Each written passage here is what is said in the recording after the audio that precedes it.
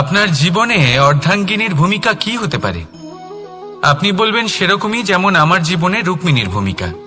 এটা সত্যি, কিন্তু এটাও সত্যি কথা যে আমার আর রুক্মিণীর এই সম্পর্ক তাকে আরো গভীর করার জন্য অত্যন্ত প্রয়োজনীয় হলো আমরা প্রথমে বন্ধু হই। একজন ভালো স্বামী বা স্ত্রী হবার প্রথম পদক্ষেপ বন্ধুত্ব, অর্থাৎ সখা প্রেম। যতক্ষণ না এক স্বামী স্ত্রী নিজেদের সম্পর্কে বন্ধুত্বের মাহাত্ম্য বুঝতে পারবেন না, ততক্ষণ এই সম্পর্ক যেন অপূর্ণ থেকে যাবে। আর তারপর এই সম্পর্কে জন্ম নেয় সেই অনুভূতি, যেমন অধিকার, যেমন অভিমান। এই দুই ভাবনা যা এই সম্পর্ক ভাঙার প্রথম পদক্ষেপ হয়ে থাকে।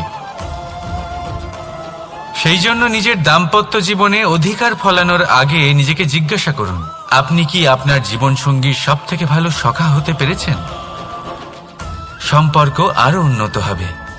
রাধা রাধা। বিবাহ। একজন নারীর জীবনে বিবাহের গুরুত্ব কতটা? আসুন আমরা কথা বলি রুক্মিণীকে নিয়ে। একজন নারী যিনি পবিত্র মানসিকতা নিয়ে কাউকে ভালোবেসেছেন, তাকে বিয়ে করতে চেয়েছেন। এবার বিয়ে মানে কাউকে পাওয়া, মানে কারোর হাত ধরে আগামী সমস্ত জীবন তার সাথে কাটিয়ে দেওয়া। এবার আমার হাত ধরে রুক্মিণী বিয়ের সুখ তো নিশ্চয়ই পেয়েছে, কিন্তু ওর এই প্রেমের যাত্রা এর অন্ত হলো না, বরং তা শুরু হলো। এবার রুক্মিণীর জীবনে সেই অধ্যায় শুরু হয়ে গেছে যেখানে ওকে সেই মানুষকে বুঝতে হবে যার হাত ধরে সমস্ত জীবন অতিবাহিত করার সিদ্ধান্ত নিয়েছে সে। এবার এরকম একটা সময় প্রত্যেকের জীবনে এসে থাকে। প্রত্যেকের মানে আপনারও। আপনার জীবনেও এমন এক সময় আসবে, তার জন্য তৈরি থাকুন। নিজের মনে যা যা বিকার আছে তা কোথাও ত্যাগ করে আসুন, আর পরিশুদ্ধ ভালোবাসা দিয়ে, পবিত্র মন দিয়ে নিজের জীবন সাথীকে বোঝার চেষ্টা করুন, কোনো আশা না রেখে। যদি এরকম করতে পারেন তবেই কঠিন পরীক্ষায় উত্তীর্ণ হবেন, নয়তো নয়। রাধা রাধা। অনেকে আমাকে অনেকবার জিজ্ঞেস করেছেন যে কানাই, রুক্মিণী হলো তোমার অর্ধাঙ্গিনী, তাহলে কেন ওর এই যাত্রা এত কঠিন হলো? কেন তোমার এই অগাধ অখণ্ড ভালোবাসা পাওয়ার জন্য ওকে এত কঠিন পরীক্ষার সম্মুখীন হতে হলো?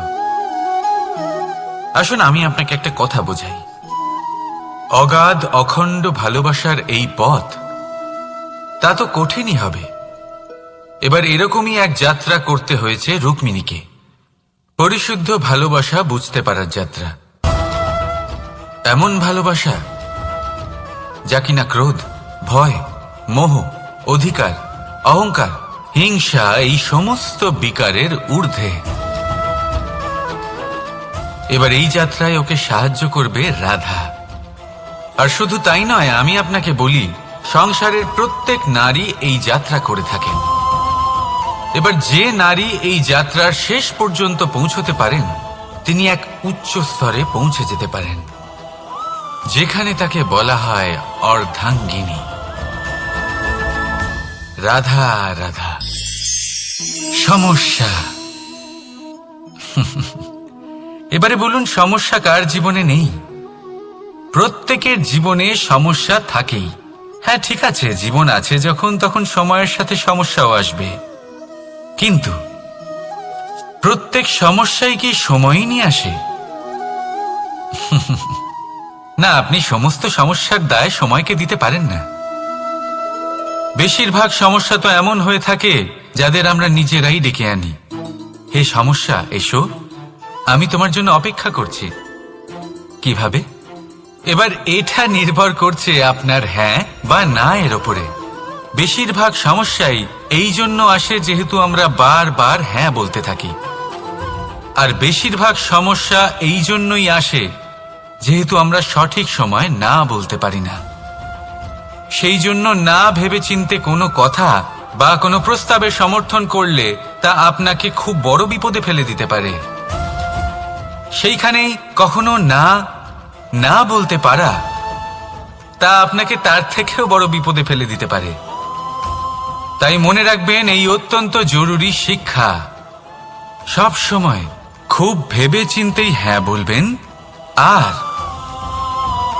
দৃঢ়তার সাথে না বলবেন।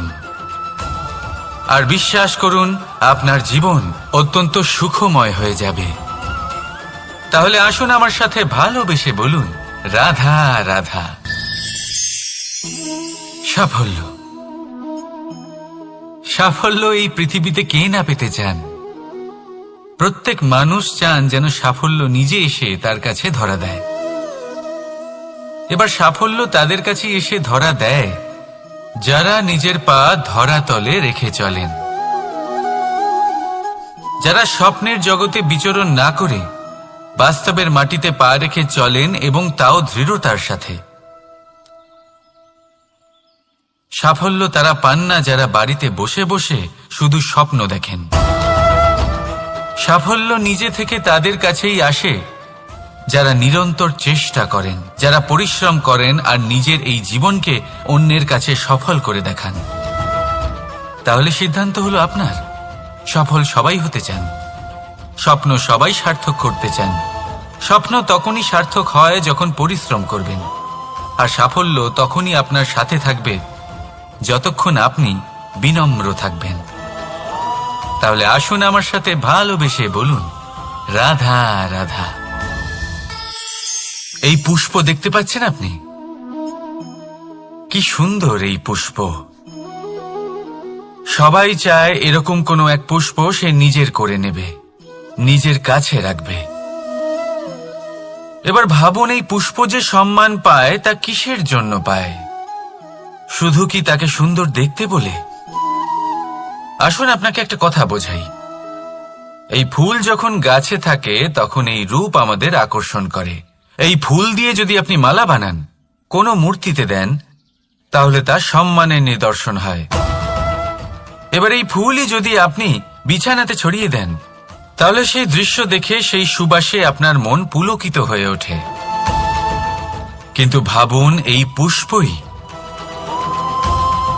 যদি আপনি চিতায় সাজান, তাহলে এই পুষ্পকে আর কেউ সম্মান করে না। একই রকম কথা, সেই একই পুষ্প এক পরিস্থিতিতে সম্মান পাচ্ছে, এক পরিস্থিতিতে নয়। কেন? কারণ এতেই লুকিয়ে রয়েছে একটা গুরুত্বপূর্ণ শিক্ষা। এর সারমর্ম হলো এটাই যে এই সম্মান ব্যক্তি বা বস্তুকে করা হয় না, সম্মান করা হয় সময় এবং পরিস্থিতিকে। এবার এই যে সময়, তা কখনোই আমাদের বশে থাকে না। আমাদের বশে থাকে পরিস্থিতি। আমাদের পরিস্থিতি কেমন হবে তার সিদ্ধান্ত স্বয়ং আমরাই নিই। আর যেরকম আমাদের পরিস্থিতি হবে সেরকমই আমাদের সম্মান করা হবে। তাহলে আসুন আমার সাথে ভালোবেসে বলুন, রাধা রাধা। আপনি কখনো কোনো ঝর্ণার ধারে বসে থাকুন আর সেই ধ্বনি শুনতে থাকুন। আহা হা হা, সেই ধ্বনি মনকে শান্ত করে দেয়, আমাদের মধ্যে এক আনন্দের সঞ্চার করে। একেই আমি বলি নৈসর্গিক সঙ্গীত। কখনো ভেবে দেখেছেন এই সঙ্গীত উৎপন্ন করার জন্য জলকে কত পরিশ্রম করতে হয়, কি না করতে হয়? ভেবে দেখুন, সেই জল কোথা কোথা থেকে পড়েছে, কত কত পাথরের সাথে ধাক্কা খেয়েছে, কত তীক্ষ্ণ পাথরের সাথে সম্মুখীন হয়েছে, তাকে কিভাবে পার করেছে, নিজের শরীরের সাথে লেগে থাকা সেই পাথরের সাথে কিভাবে সংঘর্ষ করেছে, কিভাবে সামনে এগিয়েছে। ভাবুন, এই সব কিছু হওয়ার পরেই সেই সঙ্গীত উৎপন্ন হয়েছে। এই ঝর্ণার এই মধুর সঙ্গীত কখনো আপনার কান পর্যন্ত পৌঁছতই না যদি সেই জলের বিরোধিতা করার জন্য সেই পাথর না থাকত। এর সারমর্ম কি হতে পারে? সারমর্ম হলো একটাই, এই সব বাধার সম্মুখীন হন, এদের থেকে দূরে পালাবেন না। কারণ এই বাধা হলো নৈসর্গিক। সবার জীবনে এই বাধা রয়েছে, তার সম্মুখীন হন, জীবনের সামনে এগোন।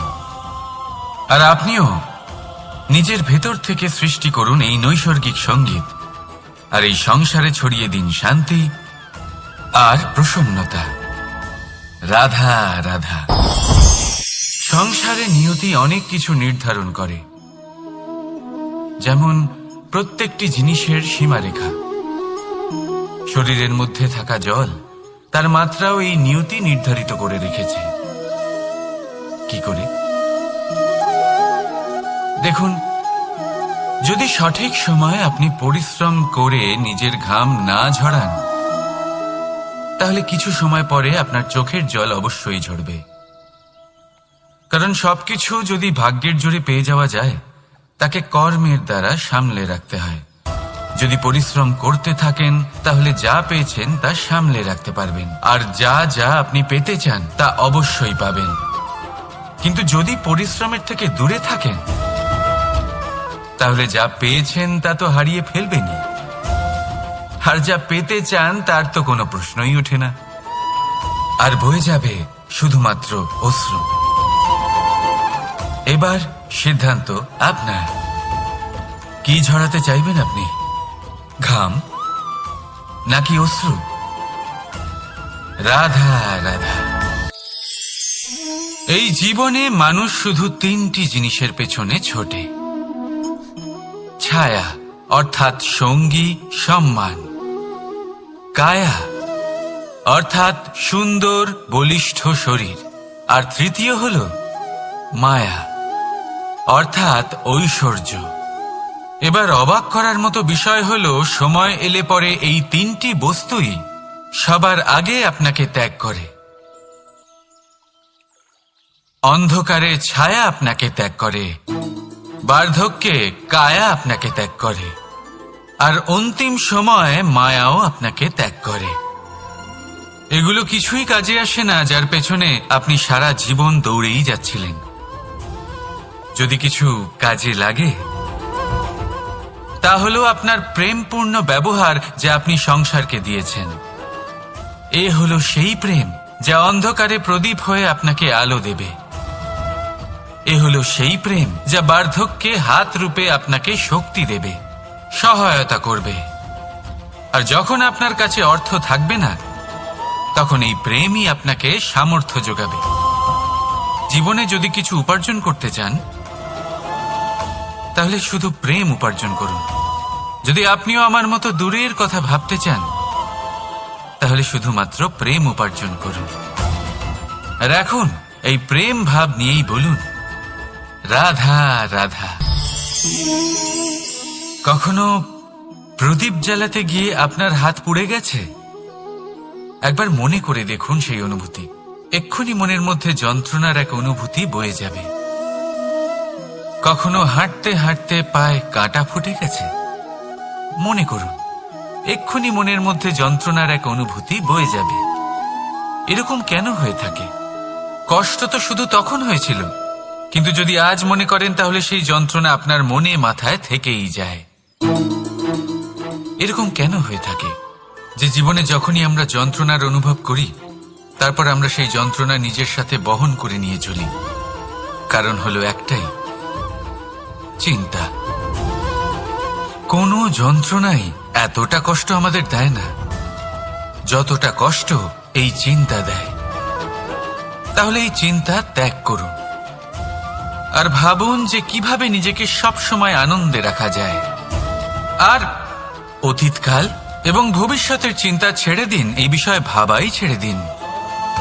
শুধুমাত্র এটা ভেবে নিন যে আজ আমায় নিজেকে আনন্দে রাখতে হবে, যে করেই হোক। এটা করা শুরু করে দিন। তারপর আপনি দেখবেন আপনার কাল, পরশু, পরের সপ্তাহ, সমস্ত মাস, সমস্ত বছর, পরের বছর, সম্পূর্ণ জীবন আপনি শুধুমাত্র প্রসন্নতাই পাবেন। এবার আসুন এই প্রসন্নতার সাথেই বলুন, রাধা রাধা। কখনো ভেবে দেখেছেন আমরা জিহ্বার সাথে সাথে কান কেন পেয়েছি? এবার আপনি বলবেন, এ তো সহজ কথা, যাতে আমরা কথা বলার সাথে সাথে শুনতেও শিখি। এবারের আরো একটা গুরুত্ব আছে। আগে আমাকে বলুন, নিজের প্রশংসা শুনতে কার না ভালো লাগে? সবারই ভালো লাগে। এটাই হলো মূল কথা। যদি এই কান দিয়ে আপনি নিজের প্রশংসা শুনতে চান, তাহলে সর্বপ্রথম এই জিহ্বা দিয়ে অন্যের প্রশংসা করতে শিখুন। এবার প্রশংসার বিষয়ে একটা অত্যন্ত গুরুত্বপূর্ণ কথা আপনাদের বলি। কখনো যদি কারোর প্রশংসা আপনি করেন তাহলে সবার আগে সেই ব্যক্তির উৎসাহ বেড়ে যায়, আর তারপর নিজে যদি ভেবে দেখেন তাহলে নিজের মনেও সন্তুষ্টি আর প্রশান্তি চলে আসে। আর একবার যদি এই মন প্রশান্তিতে ভরে যায়, তারপরে কেউ প্রশংসা করুক বা না করুক কিচ্ছু যায় আসে না। সেই জন্য সবসময় অন্যের সম্মান করবেন, স্নেহ করবেন, প্রশংসা করবেন, সুখ ভাগ করে নেবেন। যার মধ্যে যেটা ভালো আছে তা বলুন, তাকে মনে করান তিনিও ভালো, তার উৎসাহ বাড়িয়ে তুলুন। তিনি জীবনে সামনে এগোবেন, আর এই ব্রহ্মাণ্ড আপনাকে কখনো পিছিয়ে থাকতে দেবে না। রাধা রাধা। সত্য এবং অসত্য দুটোর মধ্যে পার্থক্য কি আছে? পার্থক্য হলো অ অক্ষরটার। এবার অ দিয়ে হতে পারে আরম্ভ, অ দিয়ে হতে পারে অন্ত। সত্য হলো সেটা যেখানে সমস্ত পথের আরম্ভ হয়, অসত্য সেটা যেখানে সমস্ত পথের শেষ হয়। এবার এরা চলতে হয়তো পারে না, কিন্তু তাও ছাপ রেখেই যায়। সত্য সেই ছাপ রেখে যায় যা একটা উজ্জ্বল উৎকৃষ্ট উদাহরণ হতে পারে, আর অসত্য সেই উদাহরণ তৈরি করে যা একটা কলঙ্কিত ইতিহাস তৈরি করে। এখন আপনি আগামী সময়ের জন্য কেমন ছাপ রেখে যাবেন, এই সিদ্ধান্ত পুরোপুরি আপনার। রাধা রাধা। চলুন একটা প্রশ্ন করি। কোনো মানুষকে জিজ্ঞাসা করবেন যে সে মূর্খ, অলস, বিবেকহীন, অসফল এইসব বিশেষণ দিয়ে নিজেকে পরিচিত করতে চাইবে? না। কাউকে জিজ্ঞাসা করুন আপনি কি মূর্খ? না। আপনি কি অসফল হয়েছেন? না। আপনি কি বিবেকহীন? না। এবার বলুন আপনি জীবনে মূর্খ ও বিবেকহীন হবার জন্য কোনো ভালো পরিকল্পনা বানিয়েছেন? উত্তর পাবেন না। কারণ কোনো পরিকল্পনা বানানো হয় না যাতে আপনি মূর্খ বা অসফল হন। মানুষ মূর্খ বা অসফল তখন হন যখন কোনো পরিকল্পনাই থাকে না। দেখুন, একটাই ছোট জীবন, তাকে স্থির করুন যাতে অনেক বেশি সংখ্যক মানুষকে আপনি জুড়ে রাখতে পারেন, অনেক বেশি শান্তি পেতে পারেন, অধিকতর সাফল্য লাভ করতে পারেন, বেশিরভাগ মানুষের পথপ্রদর্শক হয়ে তাদের মঙ্গল করতে পারেন। অসফল হয়ে বাড়িতে বসে থাকার চেয়ে ভালো হলো যে আপনি একটা পরিকল্পনা করে অসফল হন, কারণ তখন আপনার কাছে আরও একটা বিকল্প থাকবে, একটা নতুন পরিকল্পনা বানানোর, তাকে সার্থক করার। কারণ এমন কোনো পরিকল্পনা তো অবশ্যই থাকবে যা আপনাকে আপনার লক্ষ্যে পৌঁছে দেবে, তাই তো? রাধা রাধা। সূর্য কারোর জন্য হলেন শক্তিদাতা ঈশ্বর, আবার কোনো প্যাঁচার জন্য হলো চোখ বন্ধ করে দেওয়ার মতো তীব্র আলো। নদী কারোর জন্য হলো তৃষ্ণা মেটানোর স্রোত, আবার কারোর জন্য বন্যারূপী বিনাশকারী আশঙ্কা। সাগর কারোর জন্য হলো নোনা জলের ভাণ্ডার, আবার কারোর জন্য অগন্তি প্রাণী জগতের সম্ভার। প্রশ্ন হলো প্রত্যেক ব্যক্তির জন্য প্রত্যেক অনুভূতি বা বস্তুর সারমর্ম আলাদা কেন হয়ে থাকে? যা কারোর জন্য হলো বিষ তা অন্য কারোর জন্য অমৃত কেন? যা কারোর জন্য অমৃত তা অন্যের জন্য বিষ কেন? উত্তর বড়ই সোজা। আমরা বস্তু বা অনুভূতিগুলিকে সেভাবে দেখি না যেরকম তা হয়ে থাকে। আমরা বস্তু বা অনুভূতিকে সেভাবে দেখি যেরকম আমরা হয়ে থাকি। এবার এর উপায় কি হতে পারে? নিজেকে পরিশুদ্ধ করুন, সব কিছুই শুদ্ধ হবে। রাধা রাধা। প্রেম, ঘৃণা, এই দুই হলো একই শব্দ। কিভাবে? দেখুন না, দুটোতেই 2.5 অক্ষর রয়েছে। দুটোই হলো সেই অনুভূতি যা আমাদের মনের সাথে জড়িত, আর এই দুই অনুভূতির সাথেই জড়িত মানুষ আমাদের জন্য গুরুত্বপূর্ণ। পার্থক্য শুধু এটাই যে প্রেম পায় সম্মান আর ঘৃণাকে করা হয় অবজ্ঞা। এরকম কেন? কারণ প্রেম হলো সেই অনুভূতি যেখানে মানুষ সবকিছু দিয়ে দিতে চায়, সবকিছু লুটিয়ে দিতে চায়। সেখানে ঘৃণা হলো এমন অনুভূতি যেখানে মানুষ সবকিছু কেড়ে নিতে চায়, সবকিছু জিতে নিতে চায়। তাও প্রেমের অনুভূতি কখনো আপনাকে হারতে দেয় না, আর ঘৃণার অনুভূতি কখনো আপনাকে জিততে দেয় না। এবার কি করবেন আপনি? একটাই জীবন, ঘৃণার সাথে বাঁচবেন নাকি প্রেমের সাথে? আমি তো প্রেমকেই চয়ন করব। রাধা রাধা।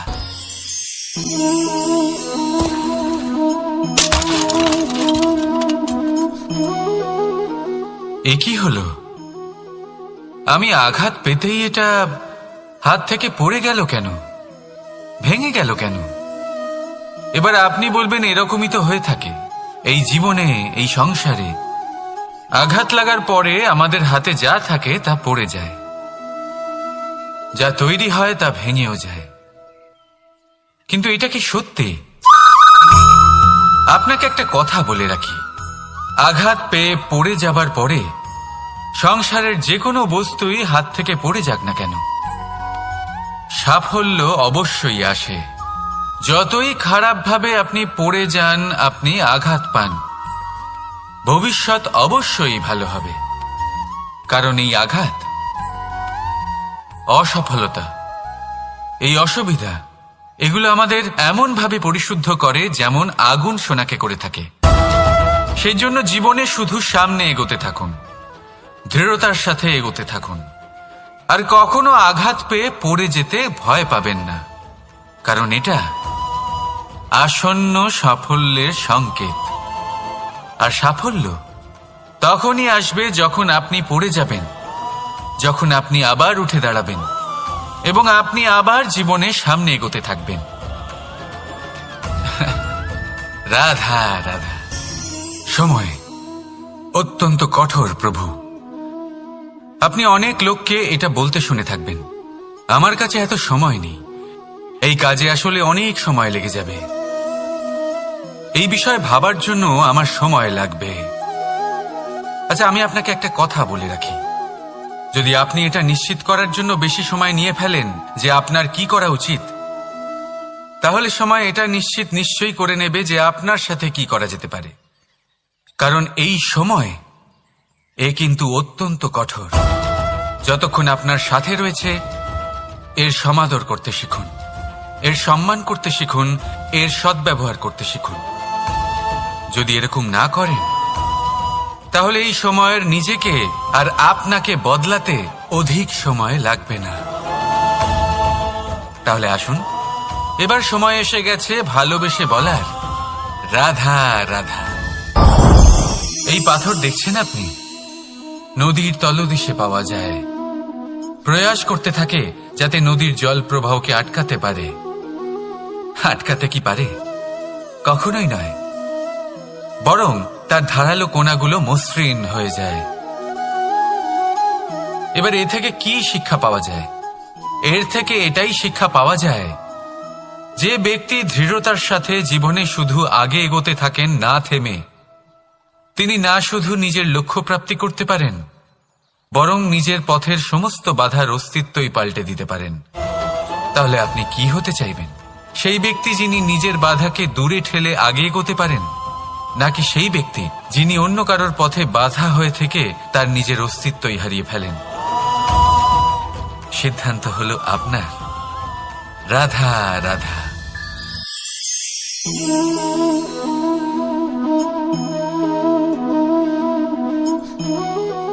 এই শুকনো পাতা দেখতে পাচ্ছেন? এটা কখনো গাছের ডালে ছিল, সবুজ তরতাজা, বৃক্ষকে পুষ্টি দান করত। কিন্তু যেই এটা শুকিয়ে গেল, যেই ও পুষ্টি সরবরাহ করা বন্ধ করে দিল, ওকে ফেলে দেওয়া হলো। এবার আপনি বলবেন এটাই তো হলো সত্যি, এটাই তো হলো সংসারের তিক্ত সত্যি। এই সংসার ততক্ষণ পর্যন্তই আপনাকে নিজের সাথে রাখবে যতক্ষণ আপনি নিজেকে উপযুক্ত বানিয়ে রাখতে পারবেন। আমি এটা বলবো না যে এটা হলো মিথ্যে, কিন্তু এটা অবশ্যই বলবো যে এটা সম্পূর্ণ সত্যি নয়।